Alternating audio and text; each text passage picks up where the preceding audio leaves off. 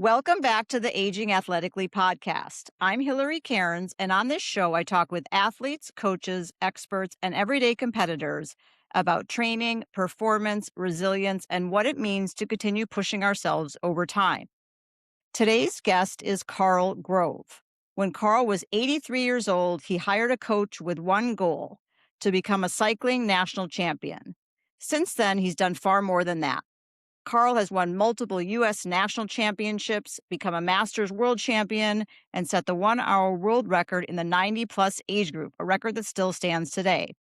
Just a few weeks ago, at nearly 98 years old, Karl won a 10-mile time trial averaging nearly 20 miles per hour. But what amazes me most isn't the list of accomplishments. He's tenacious and bold. Take, for example, the fact that every year around his birthday, he celebrates by writing his age in miles. Having just turned 98, he's getting ready for a 98-mile ride. Karl's story isn't just about cycling, it's about curiosity, resilience, setting ambitious goals, and refusing to let age define what's possible. I cannot think of a better guest to help us explore what it truly means to keep aging athletically. Karl, welcome to Aging Athletically. Can you tell us a little bit about where you grew up and what your childhood was like? Where did you grow up and what was your childhood like? Oh, okay. I grew up in Elkhart, Indiana, which is right up near the very northern part, about 2 or 3 miles from the Michigan line. And I'd say it's approximately in the middle, east to west of of Indiana.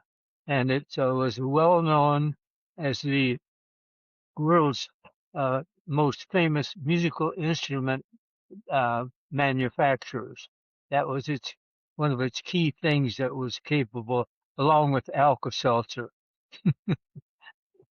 And but yeah, the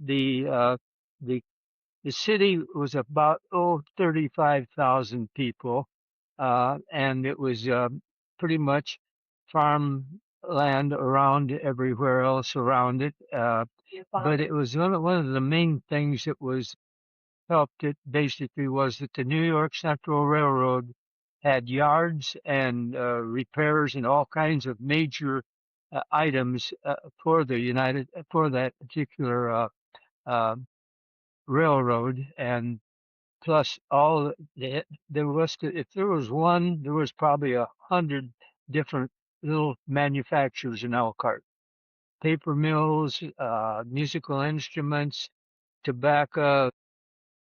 Your So, father. Your father. yeah, and my father was a barber in the town, and he was pretty well known. And in those days, barbers were a kind of a center of information uh, for a community, and so you'd hear all kinds of things that went on in Elkhart with the various people came in there. A lot of doctors and lawyers and what have you, and I can remember that my dad uh, was off the farm pretty much when he was young, and went to school for training for the barber industry, I guess you'd call it. And so his idea was that people worked. So I went to work in the barber shop when I was 10 years old, shining shoes, 10 cents a shine. And I paid my own way to buy my own bicycle and several other items. Uh, and I was a very lucky person for being in the tail end of the Depression. Uh, we never were hungry, and we grew a lot of our own items that we did eat out in the backyard. And it was, as far as I was concerned, me and my sister, who was um, uh, 2.5 years younger than me. Uh, my mom was an excellent, well, pretty good at most anything that she wanted to do, and she was an extra good seamstress. So the two of us were very well dressed for those times. In fact, I remember I used to be get kind of embarrassed because I didn't look like other people.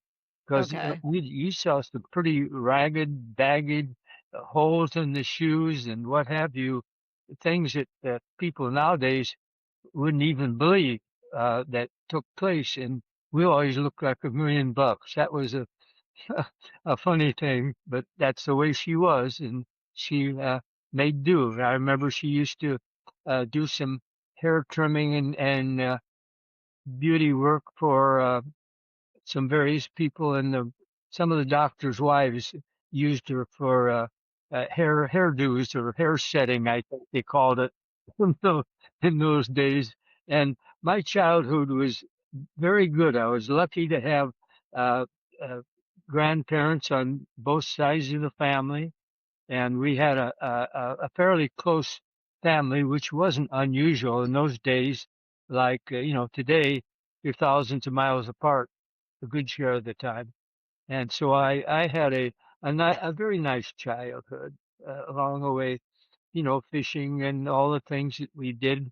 I had a grandfather that was a real character, and so that helped a lot. He was like a big kid. He had all kinds of neat stuff that we did together, and he showed me, if we were out in the woods, he said, "You see that bush over there like that?" Yeah, I said, he said that's a bush that has a nut on it, and you can and he pointed out lots of things in mushroom hunting and what a morel was and all the stuff that kids nowadays uh, get very little of it, Yeah. except in certain areas. But Yeah. anyway, that part of the childhood, I can't complain. I something I think pretty very usual. My parents must have truly loved each other in a very, very definite, strong way, because I never heard, when I say never heard, an argument or what have you. We may have difference of opinions, but it was handled in a different way. No shouting, no anger, nothing at all. And I remember that I saw my mother my mother get kind of angry one time because my dad and I used to wrestle a little bit out in the lawn, in the grass. And when we were out there one monkeying around one afternoon or evening or whatever it was, and we rode into her flower garden. Oh gosh. That's the only time I think I've ever seen her really hot under the collar for a little bit, but very unusual as I look back on it with lots of other people, and that I was a pretty lucky fella. Yeah. My mother was quite a natural gifted person in many ways. Like, she was very musical. She could play the piano some, like lots of other people in those days. Everybody had a piano practically. A piano, you could pump even, and all kinds of because that's where everybody got together and sung and and enjoyed music as a group. And I remember uh, we would get together once a year at my grandfather Grove's uh, farm in Leesburg, uh, Indiana, which was about 30 miles from Elkhart, and we would go there and help him cut and shock corn, which most people don't even know what I'm talking about. But in other words, we helped with the harvest at that time of year, and that's where all the family, some of the family lived in um, Cincinnati, and they came into town and all of us cousins all knew each other, and we just had great times together Yeah. out at the farm, and just generally everybody got along quite well for a family as I look back on it. Sounds like an incredible. As I know, spend quite a bit of time arguing. Yeah.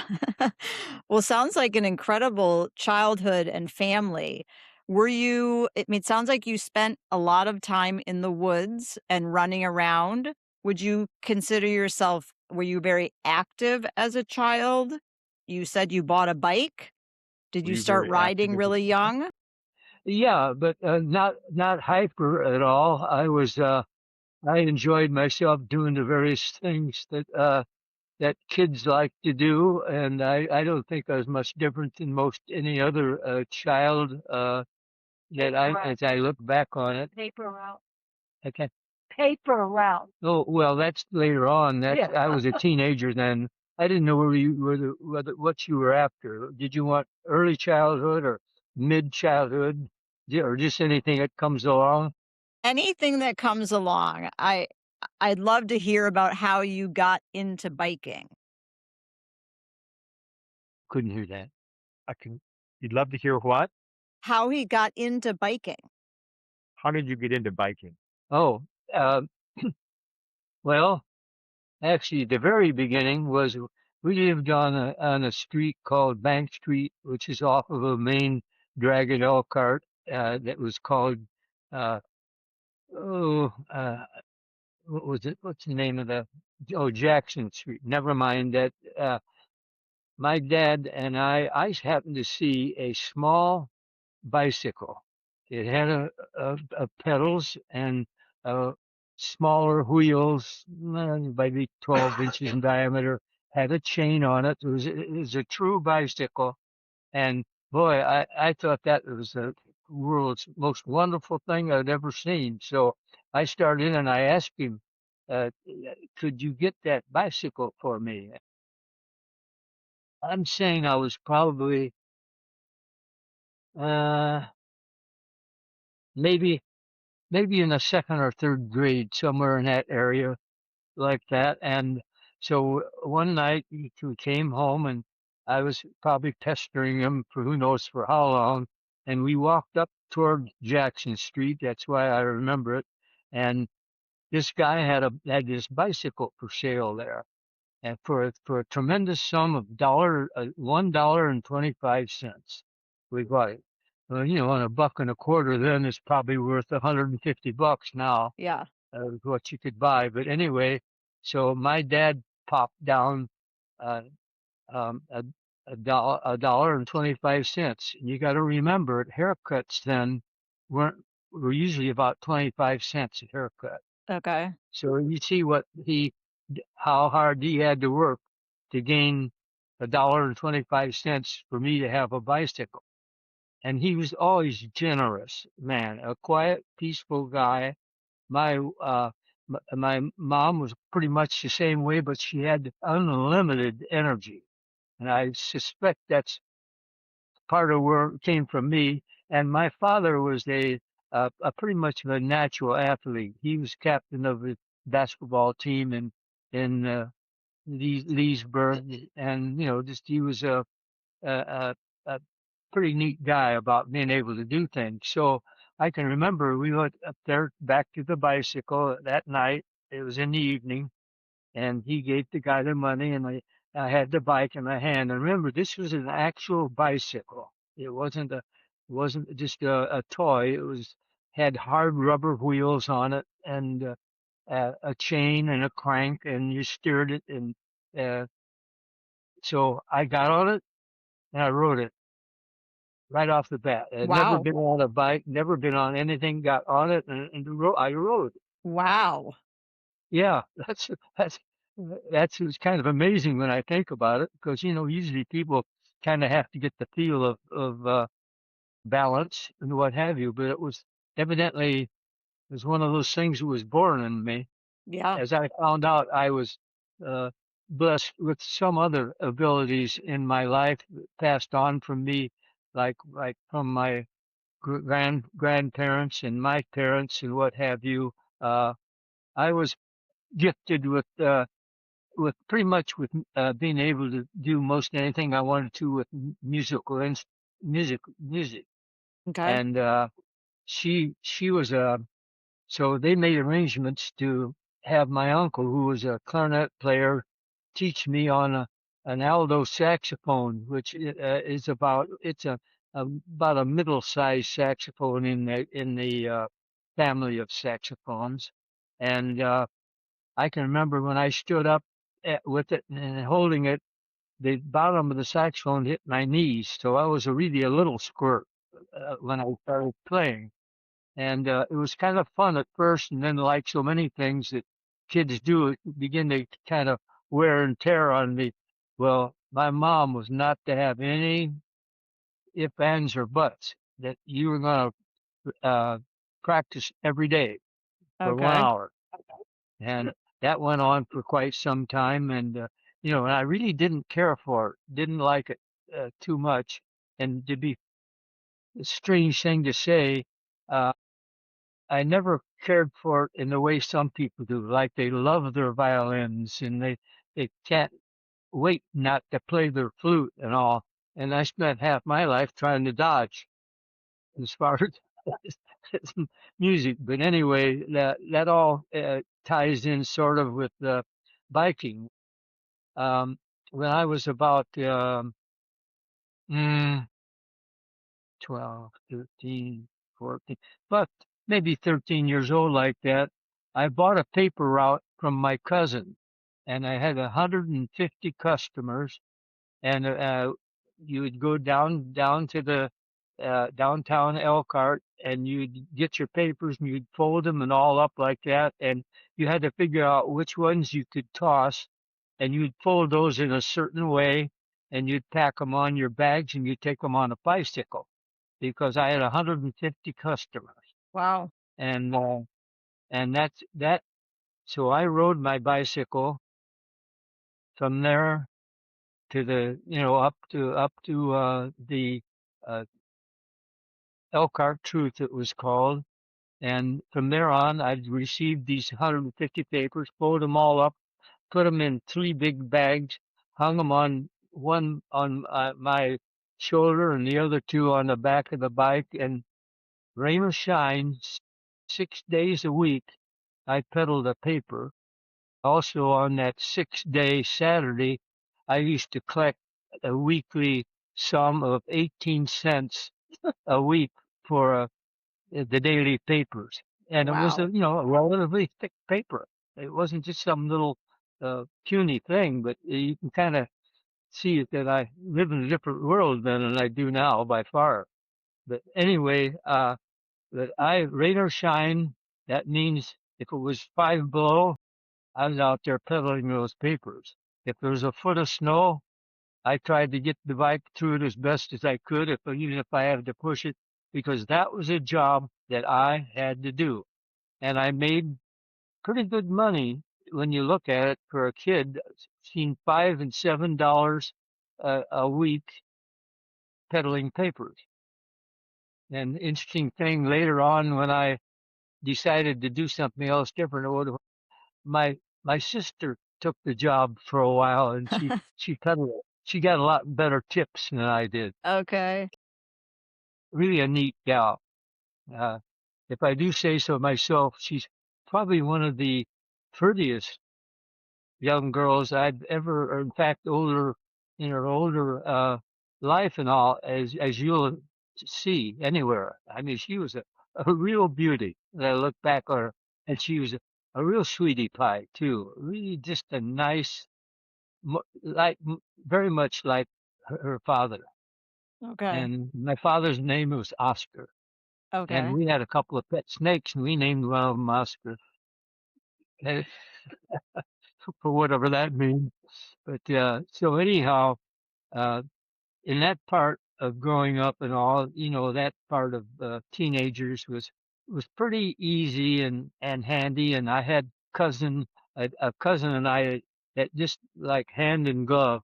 We just did everything together, had so much fun with it. And my aunts and uncles, there's a couple, two of them that lived quite near there in Elkhart, and so I would say I had a very lucky early childhood uh, for any human being, well loved, cared for, and uh, so I've got no complaints along that. Had some rough spots growing up, and when I was a teenager, of course, like all of them, all teenagers do to some degree or another.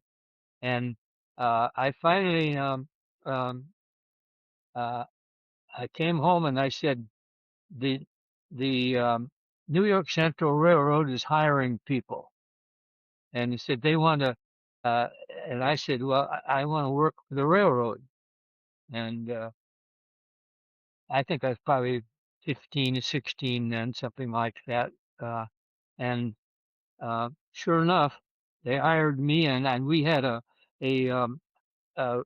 railroad section gang of all younger kids, but it was supervised by a group of older guys because there was no help available.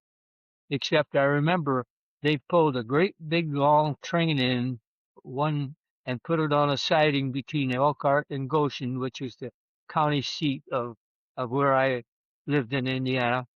And guess what was in that train load? Mexican workers.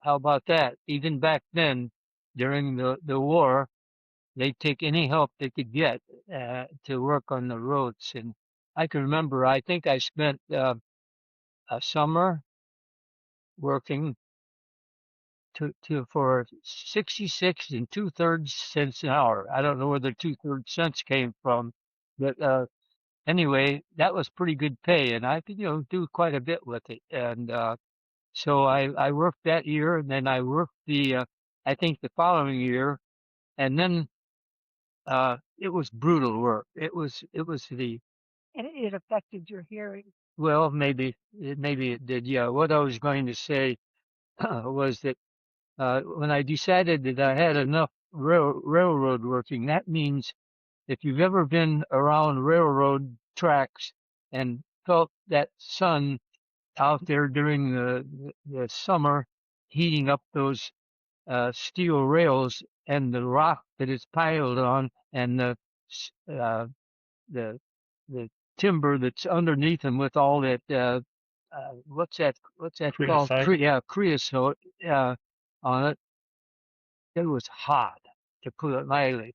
And my last job was we had a group of of guys that ran air hammers, metal bars that you had carried, and what we would do, we'd level the track because that section of track from Elkhart to I think up to Cleveland or somewhere as it worked east was some of the best track in the whole world. It was called the airline, and give you an idea of how of what we dealt with working out there. It was dangerous, and I know my parents were kind of worried about that, but I made it through evidently. Yeah. But to give you an idea, the rails came in 33-foot sections, and the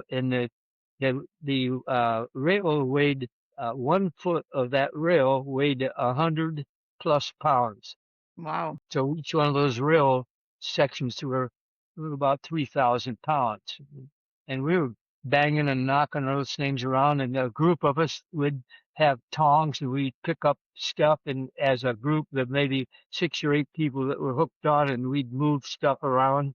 And they had great big jacks, and we jack this uh, uh, make the you'd make the road as smooth as possible for the locomotives, and we jack them up and we force stone back underneath the uh, wooden rail ties that were underneath the rail, and it was a major job because the railroad uh, it wasn't as smooth as you might think like it is nowadays. Okay. So anyway, I bailed out of that, and because of 12 hours a day, 6 days a week in the summer, in between school, that was enough of that. So I I I did a couple other jobs. I worked for a coal company for a while, and guess what? I was the guy that went down the chute, and then they'd shovel coal in what they called a chute, and that was down on the floor. And then down on the floor, I'd shovel it again back up into what they called the crib, I think it was called. And I'd come home and have to shoot two bathtubs of water to get myself clean every night. So that only lasted maybe 2 or 3 months. And anyway, there's other stuff in there, but now I move on with you into uh, graduation out of school. I didn't care a whole lot about school, and uh, I was good in certain things that I like math was pretty decent with me. I kind of enjoyed geometry and some of the things like that. English, I was dumb as a box of rocks about it. Actually, all my life I found out that I'm kind of a lopsided person. Quite do do certain things exceptionally well, and others very poorly.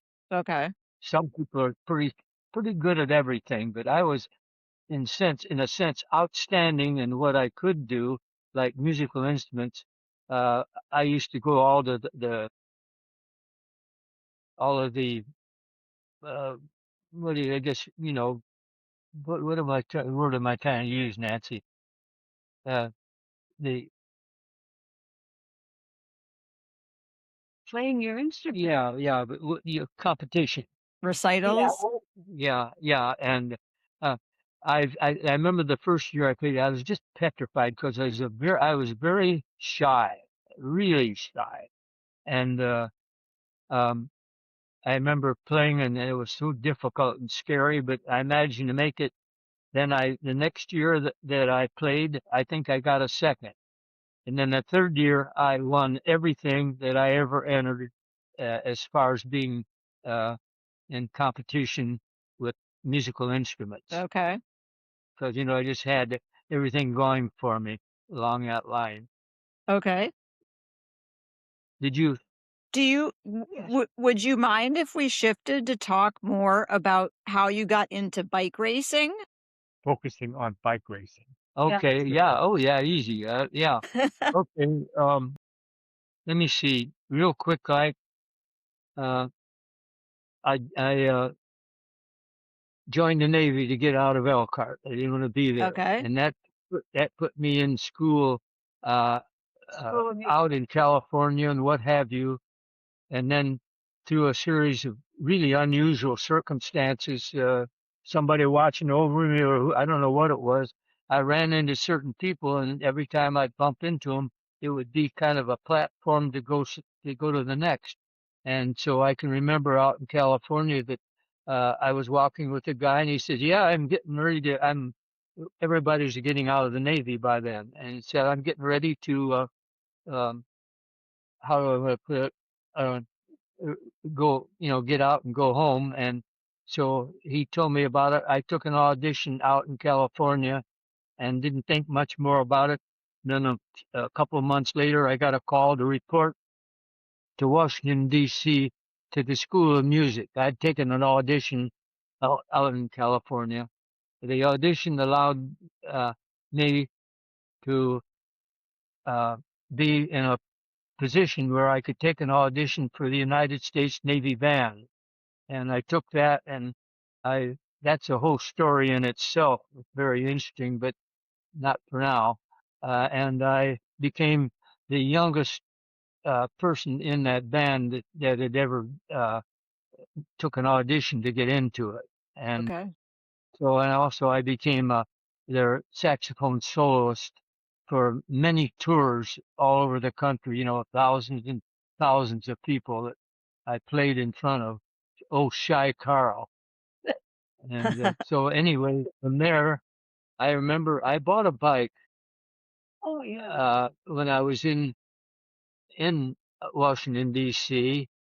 and I don't know, I think it was about something like $15 or something like that.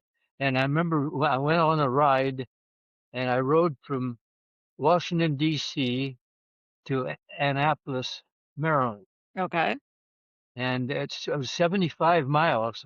And I can remember I made the last part of it by drinking about 3 or 4 Coca-Colas, Yeah. because I didn't know much about biking like that. And then I was in the band for 20 years, all total 19 years for the band, and retired out of there and came back to Elkhart.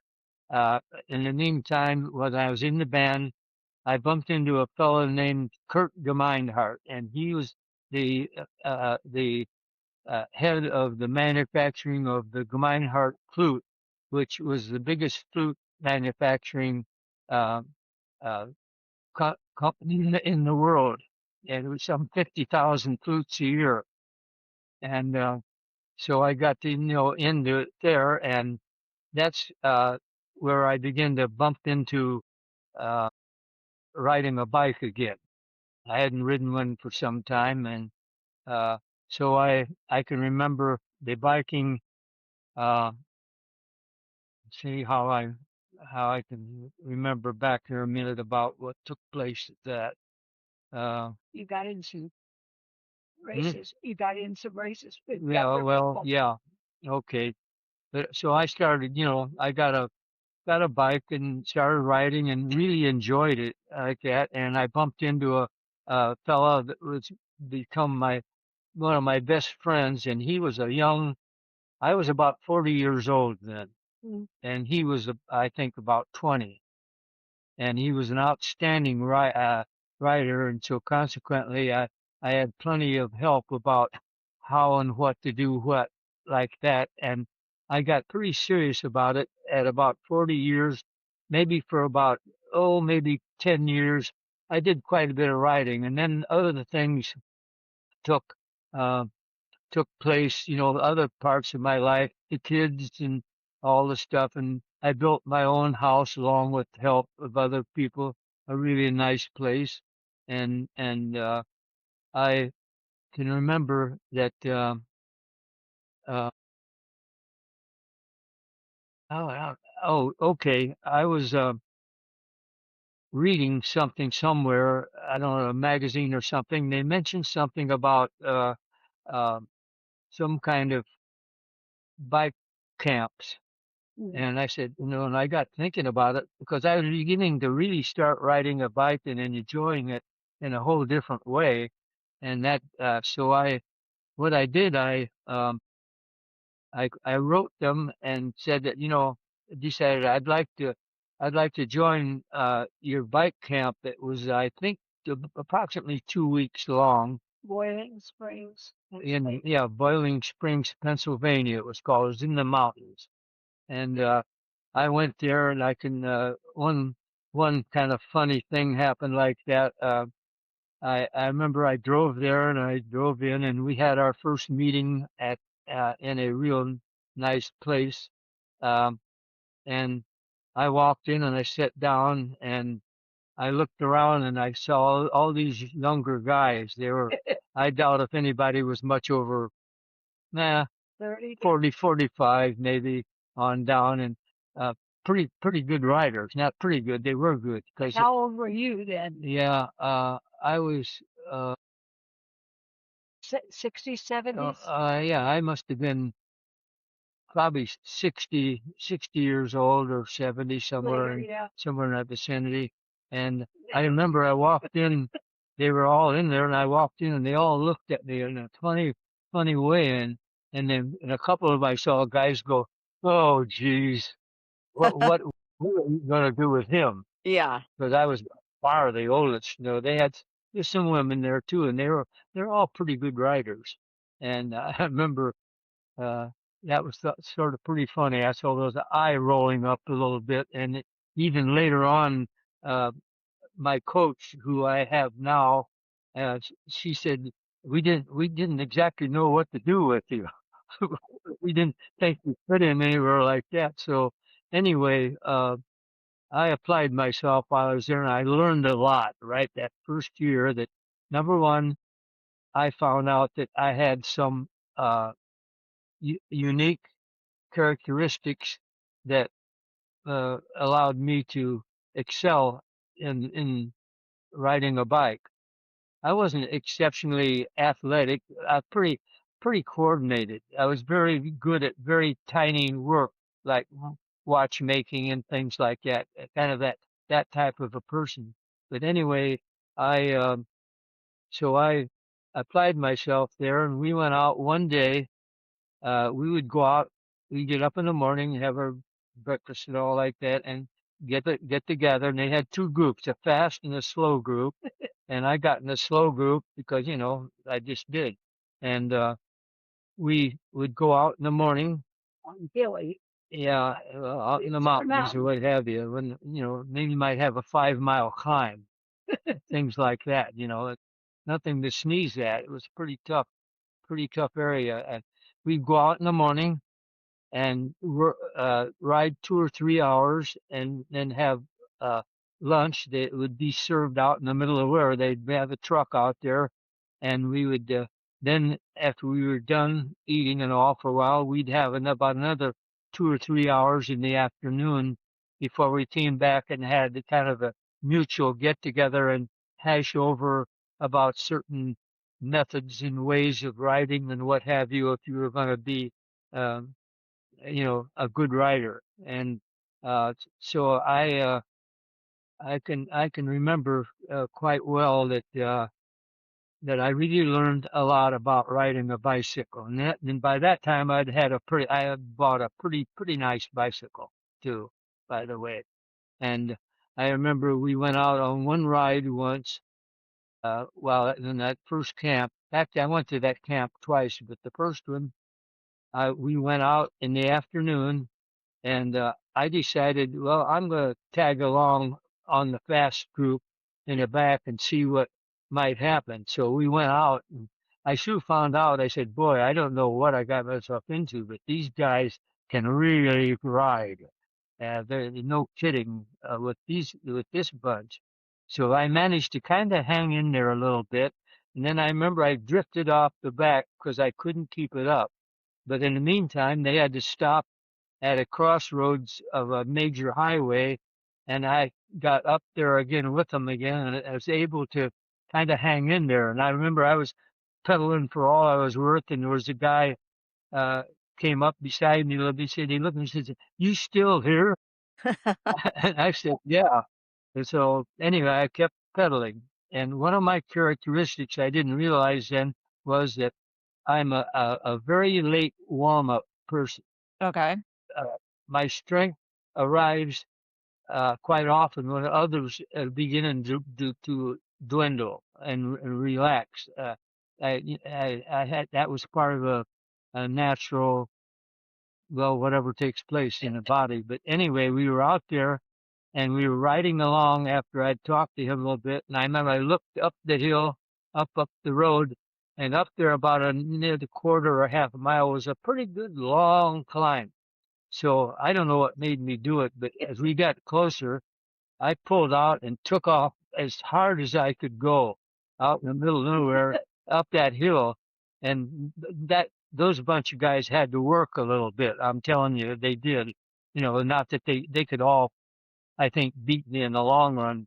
But on that one run there, I went up the hill, and all of a sudden, I was part of the group. I was, welcomed in, and they called me I can't think of what the name was. Uh, it's when you hide somebody in any kind of a business or whatever. They're real good at it. There's a word for it. Okay. I may think of it in a minute. But anyway, I proved myself to them. I was part of the group then, and they understood how I operated and all. And They didn't roll their eyes after that. no, that was accepted the end of the group, and I went the next year too, and I was better then because I'd acquainted myself with it. Okay. That takes care of that biking. Now, what you're probably most interested in here is I can remember when I was riding at first there, I was with a bunch of young guys. They were teenagers, late teenagers, maybe 18, 20 approximately. And I rode with them and could do a pretty good job with most of them. And so uh, I had a friend guy called Chuck, and he and I did a lot of hard training and riding, and developed certain things that you need to do and muscles and what involved in timing and all kinds of things that go along with being good at something. And I can remember that we let me think a minute here a second. Lost my train of thought a little bit. No Okay. problem. When Could- did you get your coach, though, from Boiling Springs? Yeah. Things changed then. Yeah. because they coached you for over 16 years. Well, they called me up. They called me aside and They- said, "We think that if you apply yourself in certain ways, that you would become an excellent bike rider." And that's when I asked them and said, "Well, would you be willing to coach me?" And Okay. they said, "Yeah." And And so that, you've won a lot of awards, right? And You and won a set lot of records. yeah, I won some stuff. And then after that, after they started teaching me, that opened up the world of racing, which I knew nothing about really. Uh, as a way, and you were the and first one they had at your age. yeah, They'd never coached somebody his age. And so they had to learn also. yeah. So it was Yeah. kind of a playing game all the way around. So anyway, the uh, that's kind of basically what happened. And I bumped into a guy named Bruce Gordon, and he had one hand had been chopped off at the wrist, and he was a pro. What's the word? Pro. Uh, I don't know. well, Biking term? yeah, as far in other words, somebody that's uh, like a paraplegic. Oh, A Paralympian. He was a champion bicycle rider with Okay. one hand, which he was good at it. And um, there's a group of athletes. I can't think of their name, but it's a shame, but I can't right now. Anyway, he was instrumental in getting me to go to some of the races and race, and also to get on the track. You got two different kinds of. You got racing on the road, and Uh-huh. you got racing that's on uh, a a track, like velodrome. a velodrome track, that banked thing. Yeah. And I so he started working with me because he had been doing a bunch of that stuff for years, and that's how I come along. The first uh, thing that I joined or got into, I joined the uh, ABL bicycle league, and signed up and went racing. And first thing that I raced in was down in Kentucky. It was 105 degrees that day and it Wow. was an uphill climb, so it was pretty hot. And so I did that and won it. That gave me the gold medal and shirt that went with it.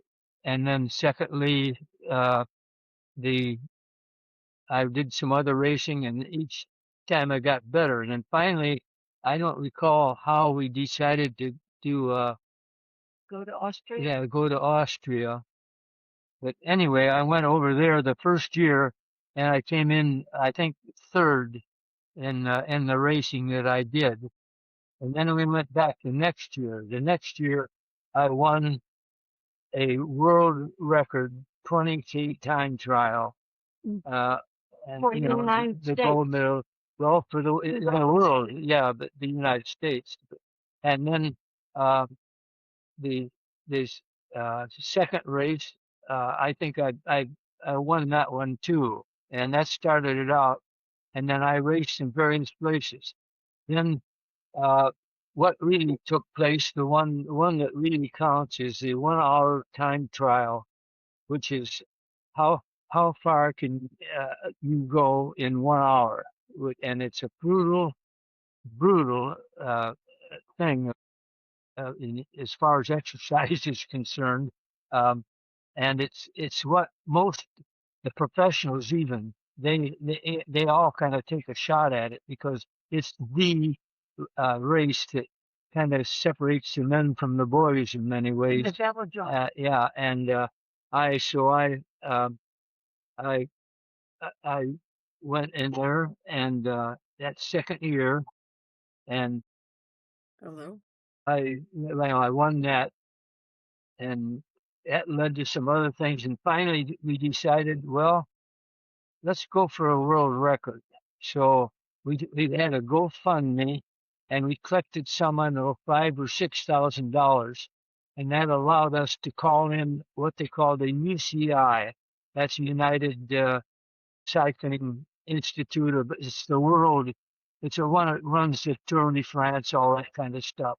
And so we rented the velodrome out in Colorado Springs, and we took on the 100-mile record. There had to be a guy in France that had the record for a 100-mile ride, and he was a Frenchman, as a well-known guy, and he turned 105 laps on the velodrome, which is it was an Olympic track. He didn't do that. Yes, That he was did. Curtis. He turned 88 laps, Yes. 88 laps for a world record that he held. And I went there and I turned 102 laps. Wow. So I That's beat what it is. him. Usually, world records are gained in tenths of a second a lot of times. Very Okay. seldom do you see much more, like maybe even this almost very small differences. Well, that I beat him by, I think, something like 2.5 minutes. Wow. And so that record is still standing. It may be broken and it may not, but it's still there because it was so far past what was standing. So that's kind of how I worked my way up to where I am, and I'm still the same old guy. Can you talk about your training now? What is your training like? What's your training like right now? Oh, okay, right now, She yes, calls on Monday. yeah. This morning I was out. I had a 20-minute warm up, which consists of riding slow for a while to warm up, which is vitally important. You can really injure yourself by gunning out in the middle of nowhere before you're warmed up. And I rode for about 10 or 15 minutes, and then I hit one spot where I was to ride for 3 minutes at about 185 watts, which is quite a bit. It's Yeah. nothing for a pro, but it's quite a bit. And and it's quite a bit for an old guy like It's me. believe me. amazing. And I did that, shut down. I used to do 3 of those with a minute rest in between each one, and then she'll maybe lay out a section of 10 or 15 minutes where I'm to do a certain wattage. That's what we train by, wattages of energy that you generate, and the RPMs, how fast you pedal, and distance covered, all that stuff. She'll lay out 2 or 3 things, and most of the workouts and stuff are about 1 to 1.5 hours, and I do that 3 times a week. Okay. Regular pros would do more of it, and also you've got to realize when you reach a certain age, you better be careful. And 3 times a week is where I land now, and I can more or less maintain myself. Yeah. And so I make that's what it is. I keep a record. She has a record of everything that I do because I have a meter on my machine on my bike, and I send that to her when I get home on the internet. And she knows every minute that I'm out there what I'm doing. And we have She calls on Mondays. yeah, I know. I was Every month. getting to that. And so we have a meeting. Thank goodness she's here. Yes. Thank you. Yeah, and every Monday we have a meeting, and we look things over. And she says, "Well, how you feeling?" And blah blah, this and that, and general talk. And about what we're planning for. Said right now I'm in what would call a holding pattern. I want to maintain my my strength in a certain area because you can't stay all the way to the top of any kind um, of a program, but only for just so long. And pretty soon your body, I don't care who you are, including the pros. Right. Yeah, I tell people, yeah, I said, you'd be surprised how much slower uh, work that they do on a bicycle. You think they're going to go out there and do 5, 6, 7, 800 watts. I said, it doesn't work that way. You've got to take care of your body because if you don't, you beat it up and it can't recover. Yeah. Yeah. So what are your goals? What are your upcoming races and goals that you have? Well, right now I'm maintaining my my general uh, well, how I feel, how I pedal, what have you, and I'll do that on through the winter and what have you. And may go on a race or two next year. What what's in the back of this guy's name, Bruce? He wants that 100-mile, 100-year-old record back in this country again. Okay. So he's been kind of pushing away at me, and we'll see how that works out. Uh, as I've gotten older, uh, my reflexes have slowed up a little bit, and your balancing and hearing, eyes, and all come together with being you got to be pretty careful of what you do. Yeah. So that's kind of the goal, is just to kind of maintain myself. If I feel good when I'm 100, maybe we'll do it. Maybe we won't. My big joke is I never plan too far ahead anymore. So have you done your 98-mile ride yet for your 98th birthday? Yeah, we're going to do that. I think the 1st of August will Okay. be on a what they call the pumpkin vine. It's a round trip on it. It's 33 miles. We'll run that thing three times plus, and maybe meet some people out there that I know and all. But that's what I'm going to do with my run. And That's amazing. yeah, and that's a long way for anybody. Yes. I don't care who you are. And I think that I shouldn't have any trouble with it. It's not a, it's not a race. Yeah. It's a fun get together, and you do something that you have a goal. It's Yeah. very important for anybody. I don't care whether it's bike racing or whatever you want to be. You got to have goals, and so because otherwise you won't push for it. Yeah. Um, Well, what is it that keeps you so motivated to do this training and racing? oh yeah, one important thing is, uh, a lot of people ask me, how do you do what you do at your age? And I've said, here, okay, I have a long version, which you probably figured that out already. I have a short version that I hold up my 2 fingers like that. I said, number one, I hang out with younger people.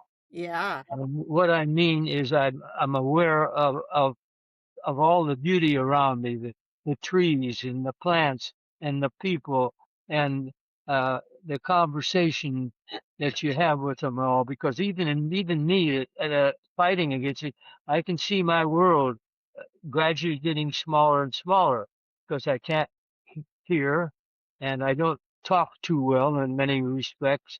But I'm not complaining, and so you can see that anyway. Be aware of what's around you and hang out with younger people because they're still interested in doing things. Yeah. Whereas a lot of people my age, they don't do anything. Yeah. And I said, the reason for that, since you asked me, is if I sit down, I'll die. I just mean that quick. You stop at my age doing what you're doing and you deteriorate rapidly. Yeah. So the secret is you've gotta the other part of my two part is just keep pedaling. Yeah. By that I don't mean pedal on a bike. What I mean is stay active. Don't sit down. And that's kind of what this is all about. And I do it. Uh, Also, the other thing I do, I try to be an example for older people, and Where we live. and hope that they follow some of the things that I do, one way or another, or the general idea, in other words. And that's why I still do it, because I want to be an example. I need some goal or some reason, and And we live in a retirement settlement with yeah, older well, people now. yeah, well, you all know that, yeah. Oh, Yeah, I just Nancy mentioned the fact that we live in a place called Hubbard Hill. It's a real nice, spacious, open uh, area that we live in, and we're all with older people that kind of take care of each other. It's really neat. It's a unusual circumstance. Like I said, if I have to be in an outfit like this, I couldn't be in any better place than I am right now. Once Nice. again, a lot of luck. A lot of luck in my life I've had, but Yeah. I've Well, made a lot of it too, you know. yeah. So when things get hard for you when you're training or racing, what do you tell yourself? Well, I have to be careful. Expectations can get in your way, and it has a tendency to kind of kind of drag you down. So you have to be careful about say I should realize that I'm 98 years old. What more do you want, for Pete's sake? And just that kind of a feeling. And once again, I'll emphasize, one of the major reasons I do it is for other people to see what happened, and you're going to help, I'm sure, in my goal of letting people know what they need to do to enjoy. You can have some of your best times of your whole life from about 70 on, if you have your health. Yeah. And having health is part of it, is major activity. I don't mean just kind of little piddling all the time, but you got to move, and don't nobody should forget that. So, anybody else? Well, Myron? and you take really good care of your body. What is your nutrition like? Well, I'm a little less junk food eater guy. Okay. Pretty much, I like ice cream and all that kind of stuff, what have you. But I kind of watch it now. If we should really decide, we'll need 1 year of of training if we decide to go after that world record, that 1 hour time trial that I told you about. Uh-huh. And then that will necessitate me to pay much more attention to my diet than I do. I eat quite a bit of food because I use quite a bit of energy, but I I stick to organic area pretty much, and are somewhat selective on what I eat. Not as good as I could be, but if we decide to really do something big time, then I'll be much more serious about fruits and vegetables. I like all that stuff, thank Okay. goodness. A lot of the guests on my show who are athletes, such as yourself, focus on strength work. Do you do any kind of work with weights? Yes, yes. Uh, I tell a lot of people that I haven't here lately, haven't exactly practiced what I preach, but uh, the last thing that I would want to give up would be some form of stretching. Okay. Yeah, and because that allows you to be flexible enough. Um, if you want to improve your bicycle, build your upper body too. Don't neglect it. You get lopsided in certain muscles, like you can have huge, strong legs, but if you haven't got the arms to hang on to the handlebar to yank and pull to really generate the power, you're not going to. So you need your whole body.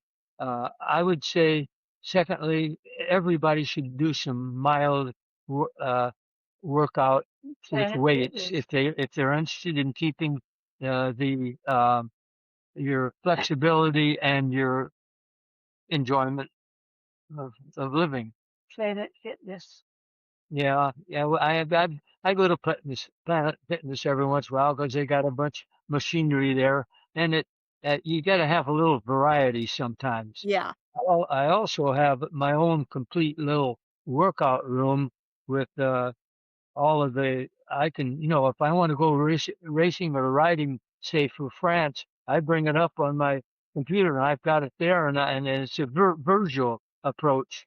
And that takes some of the boredom out of just sitting there pedaling up a storm. So some of your training is indoors and some is outdoors Yeah, for riding?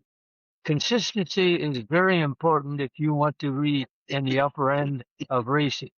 So that means if it's 20 degrees out, I'm not going to go out. I'll work out inside. It's different, but at least it keeps you going. So it's what happens is based on weather quite a bit.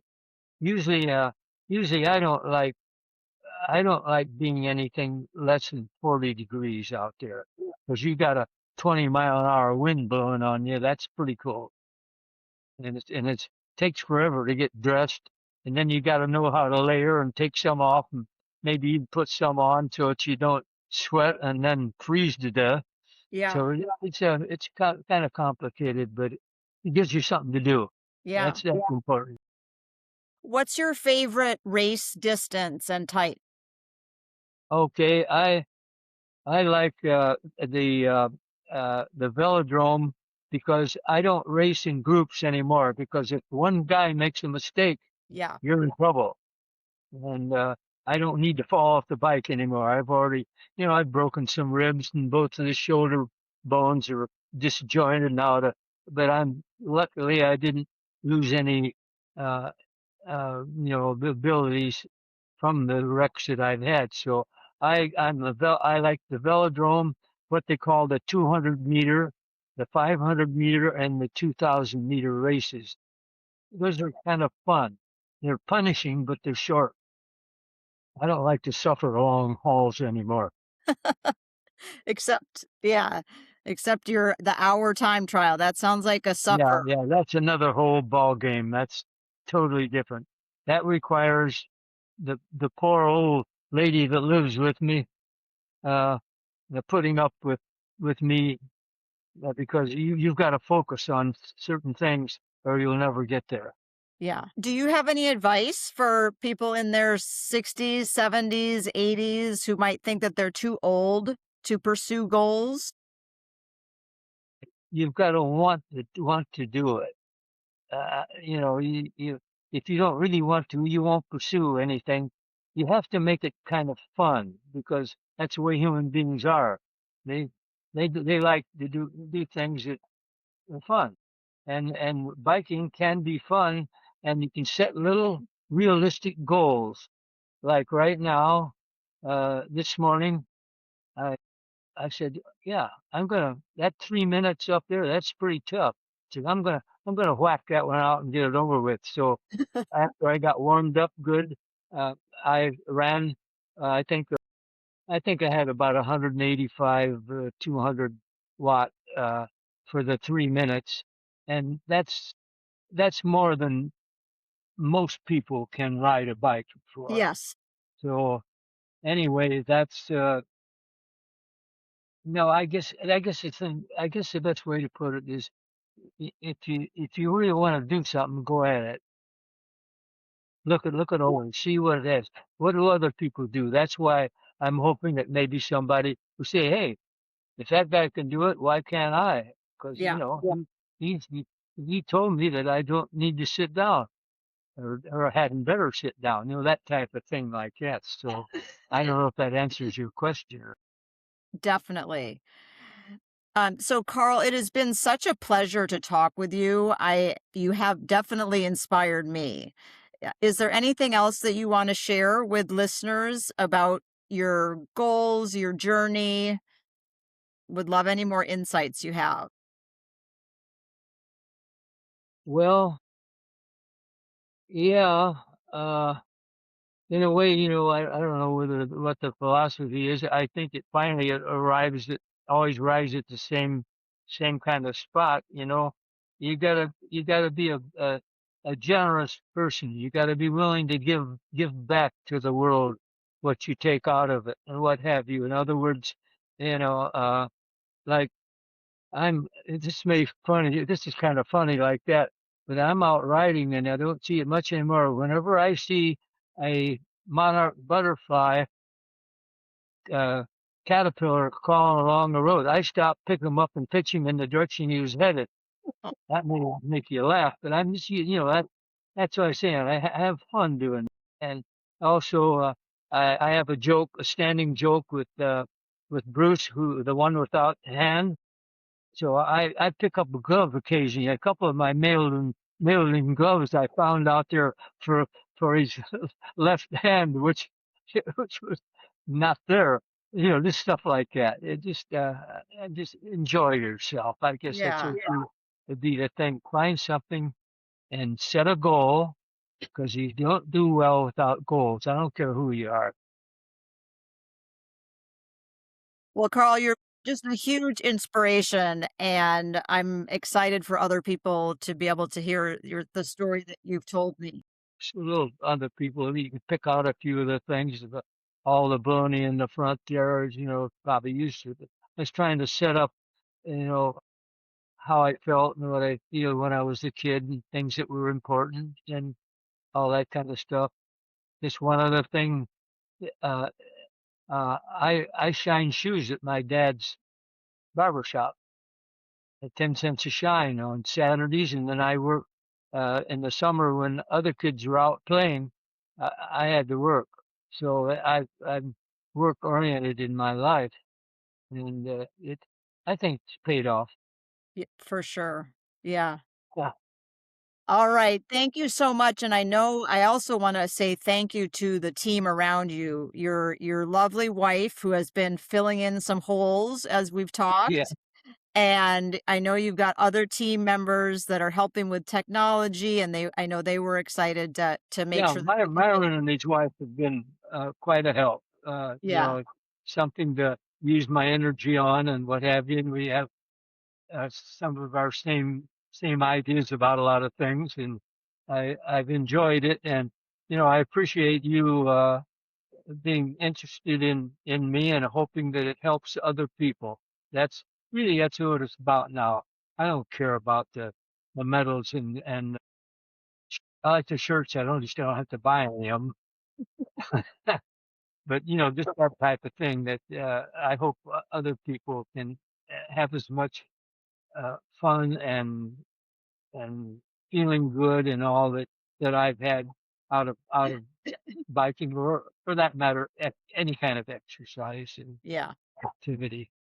I want to live to be at least 98 too. So I got to follow some of the things you said for Okay, sure.